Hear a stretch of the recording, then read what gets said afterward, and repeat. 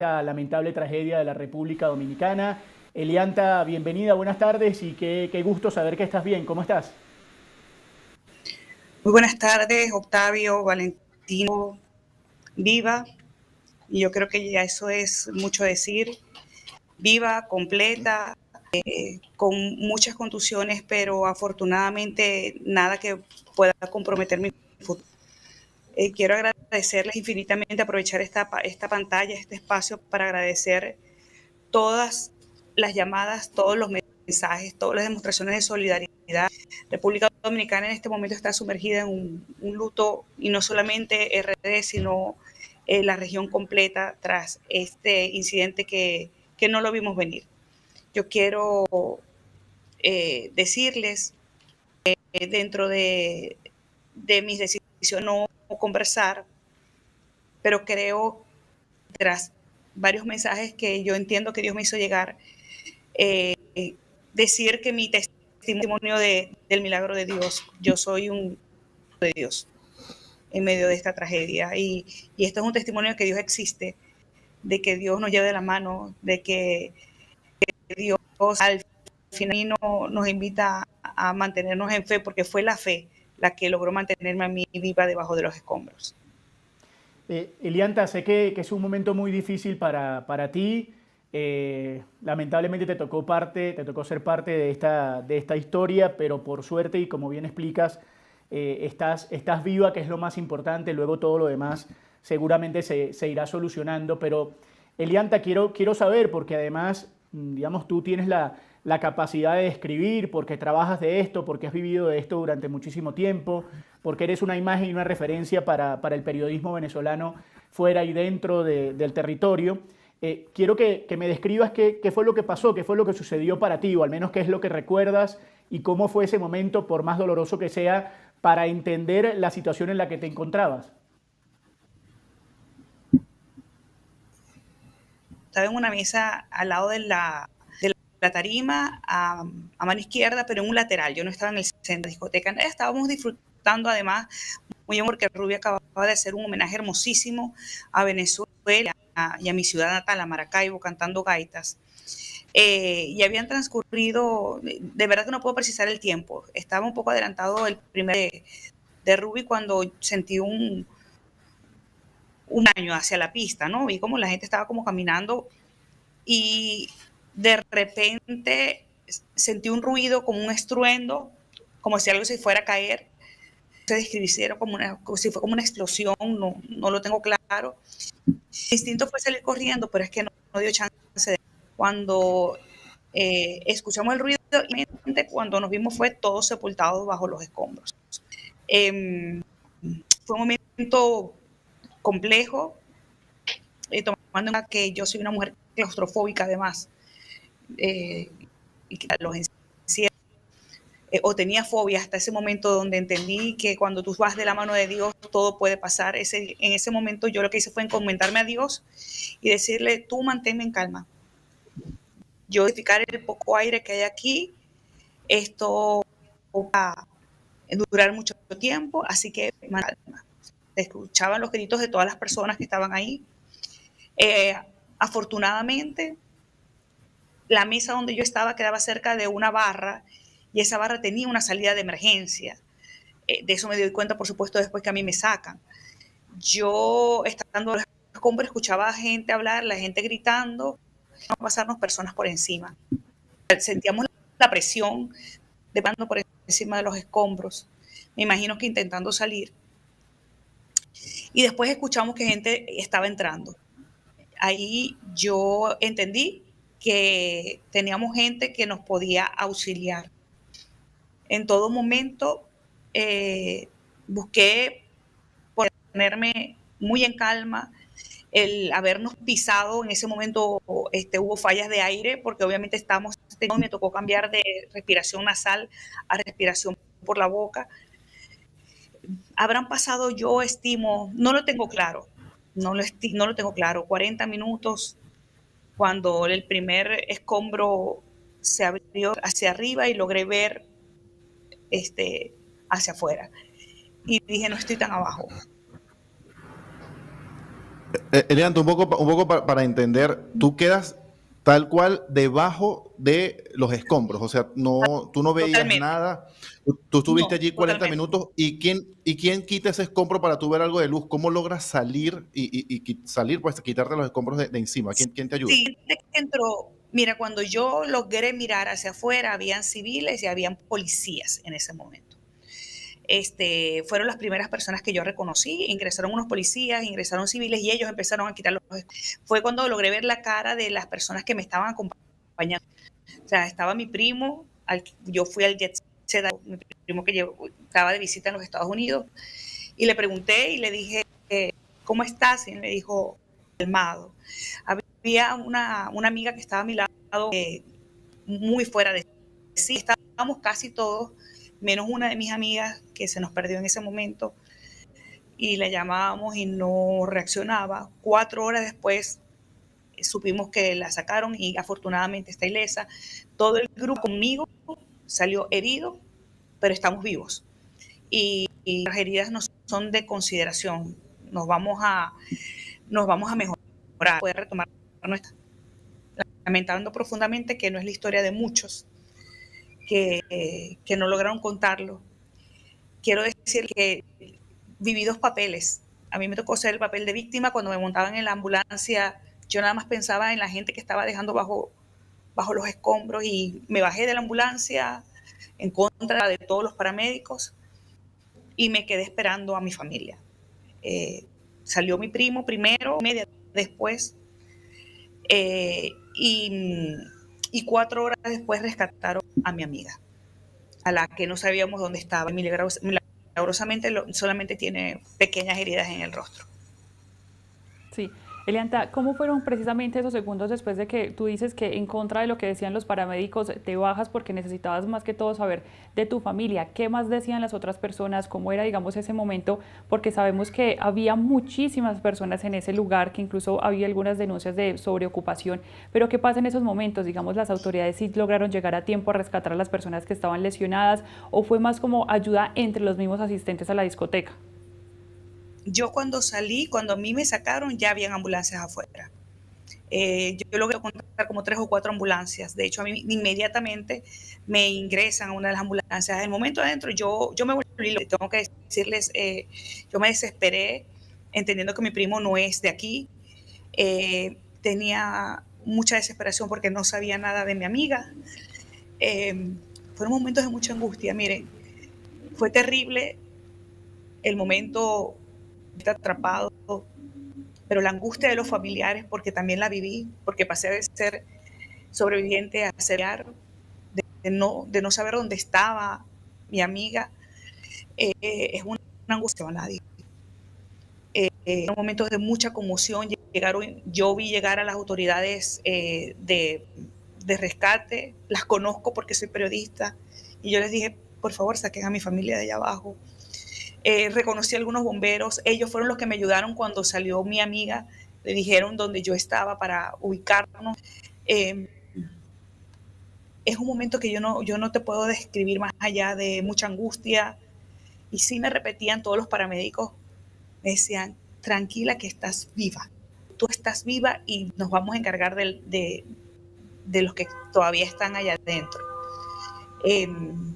Había mucha angustia, mucha desesperación. Yo vi inmediatamente llegar a los cuerpos de seguridad, o sea, había militares, había muchos bomberos. Yo lo que cuando por otra puerta rompieron algo y salieron debajo de una estructura ilesos como 6, 7 personas. Y nos sacaban debajo de los escombros por la puerta donde me sacaron, iban sacando a los heridos. Pero yo fui de las primeras que rescataron por esto, porque quedé como que en la primera línea de la puerta que salía hacia la emergencia. Elianta, digamos, más allá de lo que nos estás contando, esta es una situación además atípica, porque nadie está preparado para esto, porque evidentemente tú estabas en medio de un clímax totalmente diferente, disfrutando de algo que te gusta mucho, en medio de una música, de un concierto, con familia, con gente, y uno no se espera eso. Y cambia radicalmente la situación de un segundo para el otro, literalmente. ¿En qué momento, Elianta, tomaste conciencia y caíste en cuenta de que estaba pasando una tragedia? Porque supongo que con la adrenalina, con todo el movimiento, sabiendo que estás viva y demás, buscando a tus familiares, pero ¿en qué momento caíste en cuenta de lo que estaba pasando ahí? Era realmente una cosa escandalosa. No, desde el mismo momento que yo caí en los escombros, sabía que algo grande había pasado. El ruido, el grito de las personas que estaban de los escombros, la desesperación de quienes salieron y pasaron por encima de nosotros, la angustia de las caras de las personas. Yo no sabía que había sido el techo completo. Yo estaba fija en mis amigos. Yo nunca llegué a mirar hacia arriba y ver que no había nada del techo. Yo pensé que había colapsado una parte del techo. Pero sí sabía sí entendía que la magnitud no era pequeña, desde el mismo momento del colapso. Es decir, eran muchas personas gritando, eran muchas personas pidiendo auxilio, había muchísima gente quejándose. A mí me tocó concentrarme, porque donde yo estaba, yo sentía que yo quedé muy aprisionada y sentía que no había mucho espacio por donde pudiera entrar aire, porque quedamos totalmente. Entonces, concentré, de hecho a mí me llamaban las personas que quedó más arriba de donde yo estaba, y me llamaban y yo no respondía, porque yo decía, si yo malgasto el poquito de aire que tengo hablando, yo me voy a quedar sin aire. Entonces yo nunca respondí cuando a mí me llamaban, pero también entiendo que a lo mejor no quedé tan abajo porque levantaron por unos minutos, pero al final, bueno, me consiguieron a mi primo y a una de las amigas que estaban allí, que la tenía a mi mano derecha. Elianta, hemos escuchado varios testimonios. Ayer entrevistábamos también a un venezolano que estaba al otro lado de donde estabas tú, al lado derecho de la tarima, que también pues salió prácticamente ileso. Y él contaba que unos segundos antes o un minuto antes hubo una especie de personas que se abrieron en la pista de baile, que vieron como que era algo del techo. La gente pensó que era una pelea, la gente no entendió mucho. ¿Tú llegaste a ver eso? ¿Tú entendiste que algo estaba pasando o no? Sí, o sea, yo vi un movimiento extraño. O sea, yo estaba muy concentrada, porque además yo quería conocer a Ruby. Yo estaba muy concentrada y yo escuchaba que algo pasaba, y de repente volteé y vi como que una gente venía caminando en filita como saliendo, y hay un video de eso. Y, y me voy a voltear para preguntar qué es lo que está pasando, y en el momento que me voy a voltear, en ese momento ocurrió el ruido y pasó todo lo que pasó. Es decir, había como un movimiento extraño, como para el centro de la pista. Tú habías estado allí antes en esa discoteca, la conocías perfectamente, Claro.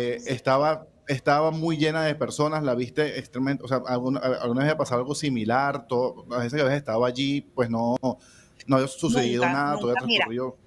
sí, el Jet Set es la discoteca por excelencia dominicana, inclusive a nivel turismo, porque se conoce, es famosa porque todos los lunes llevan a un gran artista, un gran merenguero, un gran bachatero.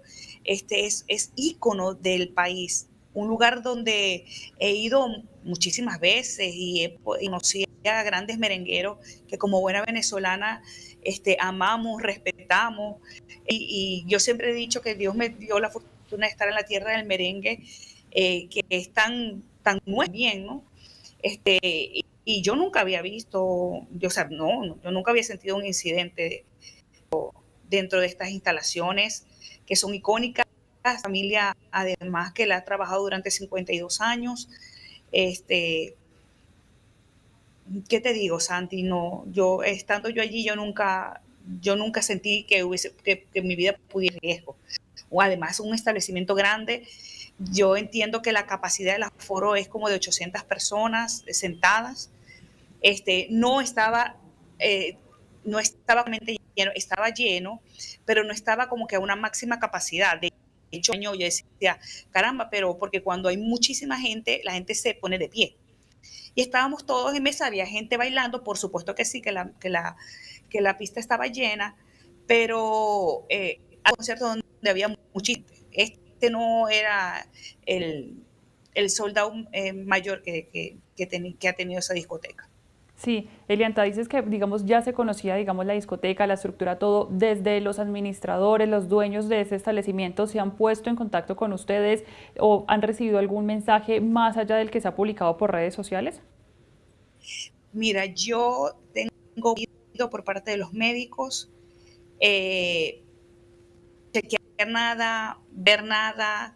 En un momento vi un par de videos y me dijeron, no, los tienes prohibido porque estás muy sensible, yo hoy puedo hablar. Eh, yo no podía, ni quería por respeto a, a tanto dolor, dirigirme a la gente.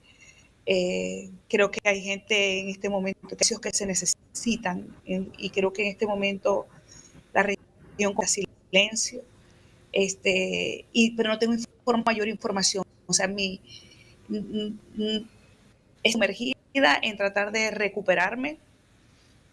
Primera vez tengo que decirles en tantos años de carrera que hago una pausa para no saber, por un tema de salud mental. Es poco lo que sé, es poco lo que... sí tuve un contacto con de la, del Jet Set, se comunicaron de inmediato conmigo, o sea, han estado pendientes, pero yo no formación más allá de lo que yo viví ese día y de lo que ha sido para mí estas últimas. Elianta, bueno, una vez que te tienen en la clínica, el parte médico que te dicen, al final te vemos allí con un tema en una mano, obviamente golpes en la cabeza. ¿Qué te dijeron a ti personalmente? ¿Cómo estabas tú pues, cuando te evalúa el médico allí en la clínica? Yo primero a mí me llevan a un hospital y después a mí me trasladan a una clínica. En los dos lugares tengo que agradecer infinitamente el apoyo, sobre todo emocional, dieron a los que veníamos del Jet Set. Me hicieron todas las evaluaciones, estoy bien, Santiago. Me hicieron todas las tomografías, el tórax, todo lo que tenía que tomarse en cuenta en momentos como este. Lo único que tengo son golpes, muchos golpes. Es decir, yo ahora estoy semiatada porque no me puedo sentar.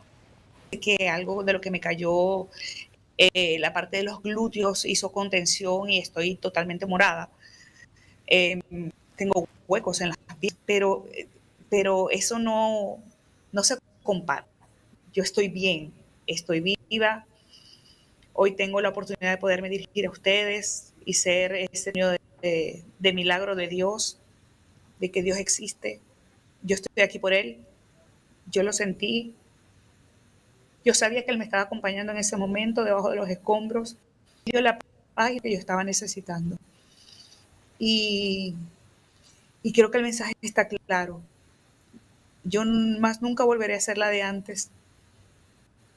Pero estoy segura que todo lo vivido va a servir de testimonio, de fe, lamentando enormemente la pérdida. Aunque en mi grupo todos sobrevivimos, hubo gente querida que partió. Esto es una isla muy pequeña y al final nos conocemos y pertenecemos a grupos, muchos de los que se fueron. Y yo hoy simplemente quiero dejar testimonio de que la fe es la mejor arma. Muchas personas me dicen, Dios te dio una segunda oportunidad para que sigas viviendo y tienes que buscar de Dios. Y yo les digo, yo no tengo que buscar a Dios porque ya Dios está conmigo y Él fue el que me rescató. Él está en mí. Y hoy mi testimonio yo quiero que se centre en que es esa certeza de que Él estaba allí conmigo, de que Él me estaba cuidando, de que Él iba a obrar, porque yo se lo dije, obra según tu voluntad, lo que tú entiendas. Pero mi corazón decía que yo de ahí iba a salir. Elianta, sé que nos acabas de contar que no quieres saber mucho, que además estás, digamos, tratando de concentrarte en este momento en tu recuperación, pero acabas de contarnos también que, bueno, la República Dominicana es una isla pequeña, tú tienes muchos años ahí, conoces a la gente, conoces a la comunidad venezolana. ¿Has podido saber algo de ellos, de los venezolanos que estaban ahí, de los venezolanos que hoy lamentablemente continúan desaparecidos? Solamente sé que Cheo se fue. De los venezolanos que partieron, Cheo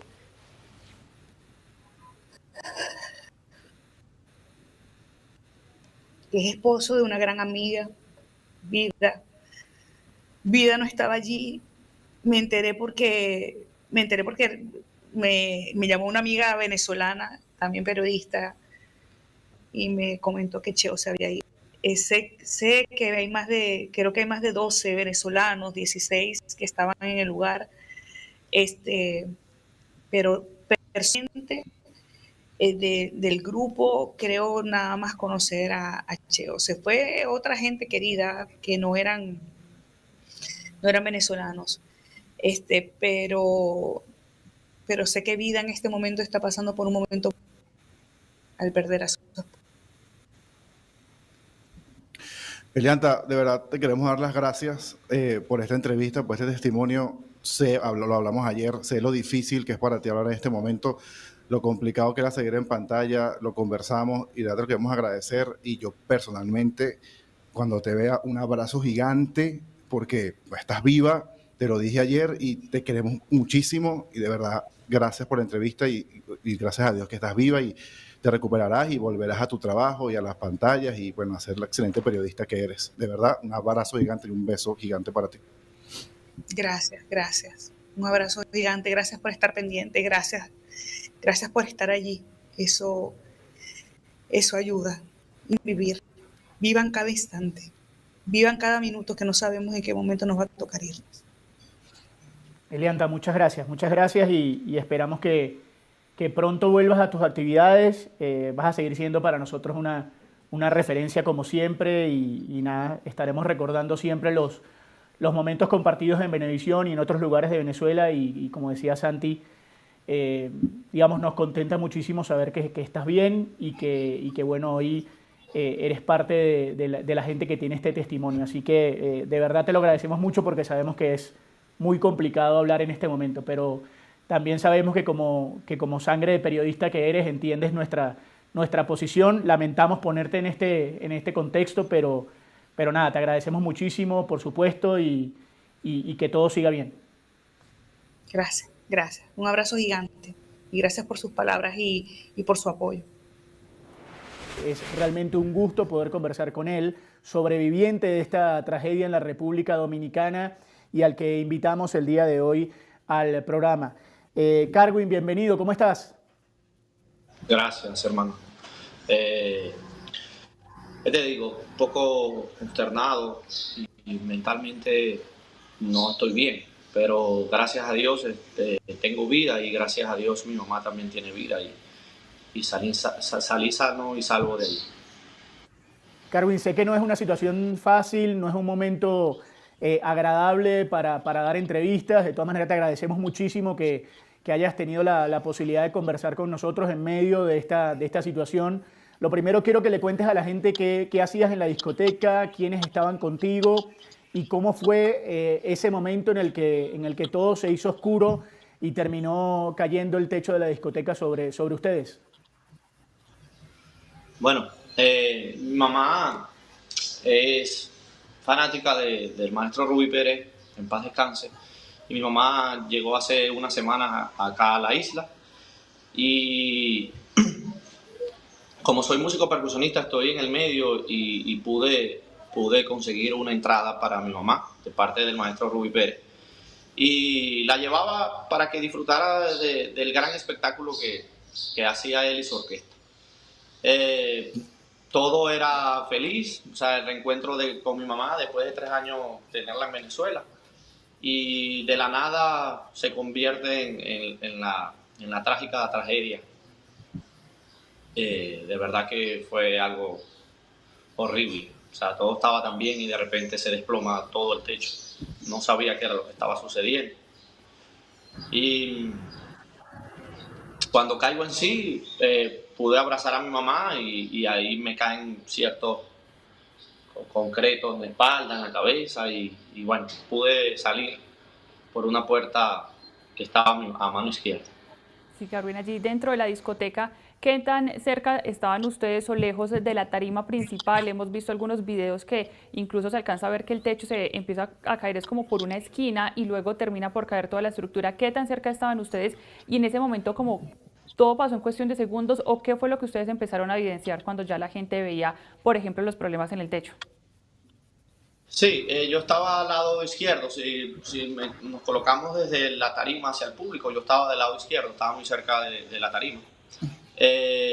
Realmente, cuando mi mamá está grabando al maestro Rubí Pérez, yo me doy cuenta que en la pista de baile se abre y yo pienso que es que había una pelea. Entonces, cuando me doy cuenta que es que está cayendo algo del techo, pero realmente yo no me imagino, o sea, por la distancia no puedo ver la magnitud de lo que estaba cayendo.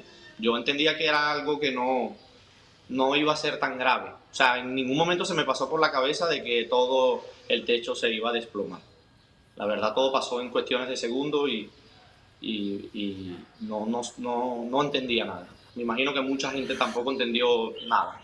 Personas que estaban cerca de ahí, escuché que sí dijeron, vamos a salir porque se está cayendo, pero de verdad, para mí, yo no pude identificar como tal qué era lo que estaba sucediendo ahí.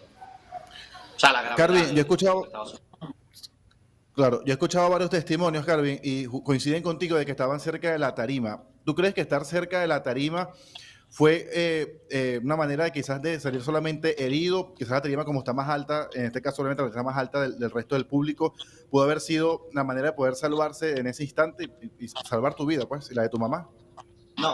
No, mi hermano. Si te soy sincero, en la tarima muere el saxofonista alto del maestro Rubí Pérez. Y, o sea, ¿cómo te comento? Yo estoy vivo por un milagro. Mi mamá y yo estamos vivos por un milagro porque personas me comentaron de que sí, tú te salvaste porque estabas al fondo de la pared y ya no había nada que caía. Tiene lógica, sí. Pero al lado de mí murió una señora. O sea, vi gente enterrada. Si analizamos en la misma tarima, al maestro Fito en la conga, el conguero de Rubí Pérez, no le pasó absolutamente nada. Al güirero tampoco le pasó absolutamente nada. Los trompetistas no les pasó nada, solamente golpes. Pero el saxofonista sí muere. O sea, si tú te pones a analizar, los que se salvaron fue un milagro, de verdad. Claro, y te quiero preguntar, cuando entiendes lo que pasa y está todo oscuro y tienes escombros encima y sales con tu mamá, ¿sales por dónde? ¿Otras personas salieron igual que tú? ¿Cómo fue esa salida y cuánto tiempo pasó entre todo se pone oscuro y puedes ir a la calle? Más o menos, ¿sabes calcular? Cuando eso sucede, yo ya había tocado ahí en esa tarima. No sabía que del lado izquierdo había una puerta. Yo solamente conocía la puerta principal y la puerta de atrás de la tarima, que es las veces que yo había entrado mucho como músico. Y yo creo que esa puerta se abre cuando cae todo. ¿Aló? Sí, te escuchamos. Sí, te escuchamos. Oh, discúlpame. Yo calculo cuando yo logro salir, habían como 5 personas, 2 mujeres y como otro hombre ahí, mi mamá y mi persona. Le pasé encima a personas que me pedían ayuda, gente que ya estaba muerta, lamentándolo mucho. Falleció una gran amiga mía también que estaba como a 10 pasos de mí. Y para mí fue muy, muy difícil porque no pude hacer nada, ¿me entiendes? Me sentía muy inútil no poder hacer nada. Es algo que no se lo deseo a nadie, de verdad. Está demasiado horrible todo lo que pasó. Carwin, tú que conocías el sitio, que habías estado varias veces ahí como músico, incluso viendo recitales y habías estado presente en la discoteca. En principio, ¿tú sentías que era un lugar inseguro? ¿Que había pasado algo como para que ustedes sintieran que eso iba a pasar? Porque hay hoy gente y situaciones que dicen que el lugar estaba en mal estado, que incluso en algún momento pudo haber sido negligencia, pero más allá de eso, de meternos en eso, tú que habías estado antes, que lo conocías el sitio, ¿era un sitio seguro o cómo lo estabas viendo? Sí, era un sitio seguro. O sea, imagínate, el Jexé es una discoteca grande donde se presentan grandes artistas y yo creo que ninguno, mira, de hecho yo el lunes pasado yo estuve ahí presentándome con un artista grande dominicano que se llama Sex Appeal y ninguno se va a imaginar que eso se va a caer. Sí, la discoteca sufrió un incendio y se rumoraba que la mandaron a demoler y no se hizo. Se debió demoler y volver a construirse y no se hizo. Pero realmente tú no te vas a imaginar que tú estás en un sitio y que se te va a desplomar, o sea, de verdad, hermano. O sea, a nadie se le pasó eso por la mente. A propósito de eso, digamos, de la situación con la estructura, ¿ustedes han recibido alguna comunicación más allá de lo que se ha hecho en redes sociales de los administradores, de los dueños de la discoteca? Ustedes que fueron, digamos, hacen parte de los heridos, ¿han tenido algún contacto con estas personas? Bueno, particularmente a mí no. Y la verdad no tengo información sobre eso. No. Darwin, ¿tu mamá cómo está? ¿Cómo se siente? A ti te vemos bien aquí en pantalla. ¿Tu mamá qué tal salió? O sea, ¿cómo se siente ella? ¿Cómo se encuentra en este momento? Bueno, consternada. O sea, mentalmente está grave. Al igual que yo, por la muerte de mi amiga, como ya mencioné. Tuvimos golpes muy insignificantes. Muy leves. Para la magnitud de la tragedia. O sea, yo tengo golpeada la espalda porque yo abracé a mi mamá para protegerla. Tengo golpes en la cabeza, pero muy leve. Vuelvo y te digo, no tengo ni una fractura. Mi mamá tiene un morado en la pierna porque le cayó piedras en la pierna y golpes por la espalda, igual que yo también. Pero un poquito adolorido. Estamos adoloridos los dos, sí. Pero nada grave, hermano. Carwin, ¿dónde naciste? Yo nací en Barquisimeto, Estado Lara. ¿Y cuánto tiempo tienes en la República Dominicana? Tengo 8 años, en agosto cumplo 9 años. Sí, porque el acento guaro se te ha perdido un poco. Pero bueno, de Barquisimeto a Estado Lara. Carwin, hoy esta imagen le da la vuelta al mundo, es cierto. Estamos viendo la imagen aérea de la discoteca. Lo que tú nos cuentas es realmente estremecedor. Aquí realmente estamos muy conmovidos por escucharte, por además saber que saliste con vida de ahí. Pero ¿has podido dormir? ¿Has podido descansar? ¿Qué te pasa por la cabeza en este momento? Sabiendo además que tenías a una persona como tu mamá y a una amiga tuya que bien describes que lamentablemente fallece. No debe ser un día fácil para ti, pero quiero que me transmitas lo que estás pensando en este momento, lo que te pasa por la cabeza.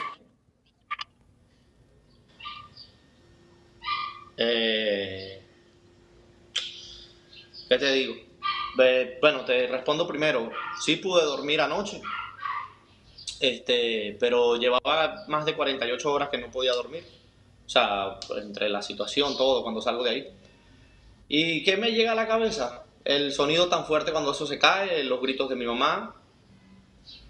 O sea, hermano, saber que estoy vivo y pensar cómo estoy vivo me alegra, le doy gracias a Dios, pero también me perturba un poco.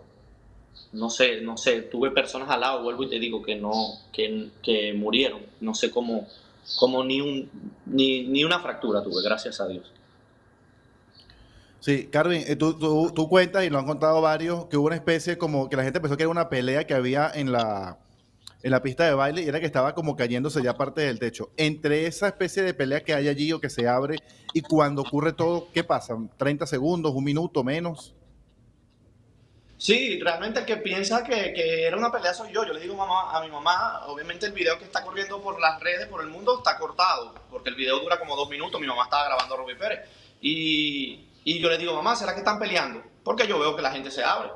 Y veo que un muchacho empieza a grabar al techo y ahí es donde yo me doy cuenta que está pasando eso. Y le digo yo a mi mamá, eso se va a hacer mañana viral porque el tipo está grabando de que se está cayendo el techo. De ahí para allá pasan como 20 segundos.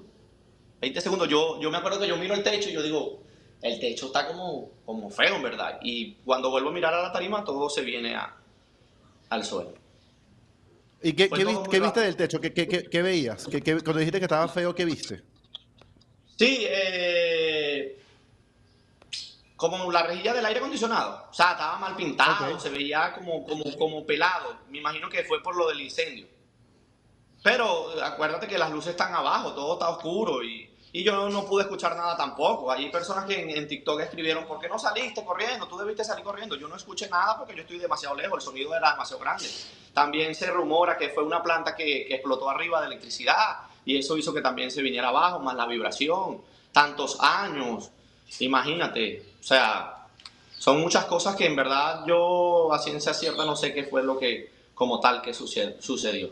Habían personas, me comentaron que habían personas que estaban ahí que sí dijeron, wow, vamos a salir porque se está cayendo el techo. Pero en mi mente no pasó, sal, Carwin, porque se va a caer el techo, ¿no?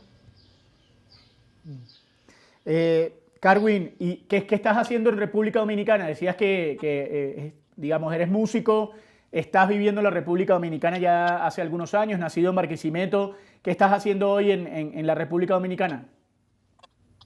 Yo trabajo con la música, soy músico percusionista y tengo la bendición de Dios de este país que nos recibió, los hermanos dominicanos y hermanos músicos que nos han abierto las puertas a todos mis paisanos que estamos acá y tenemos la dicha de trabajar con la música. Me dedico solamente a la música. Carwin, de verdad, no te imaginas cuánto te podemos agradecer este testimonio. Sabemos que no es una situación fácil para nosotros escucharte tampoco. Realmente estamos muy conmovidos. Agradecemos muchísimo que hayas tenido la posibilidad de atendernos, de poder hablar con la gente de Venezuela al día y de que estés bien, de que evidentemente estés bien, más allá de los golpes, de la situación, de lo que pasó, de tu amiga, de tu mamá, que hoy tengas la posibilidad de contarlo ya es una ganancia total. Así que desde acá, desde Venezuela al día, te mandamos un abrazo con muchísimo afecto. De alguien criado en Barquisimeto te mando un fuerte abrazo también, así que espero que la vida te ponga rápidamente en un mejor lugar y que todo esto pase rápidamente para que puedas seguir con tu vida y con tu música. Muchísimas gracias, te lo agradecemos.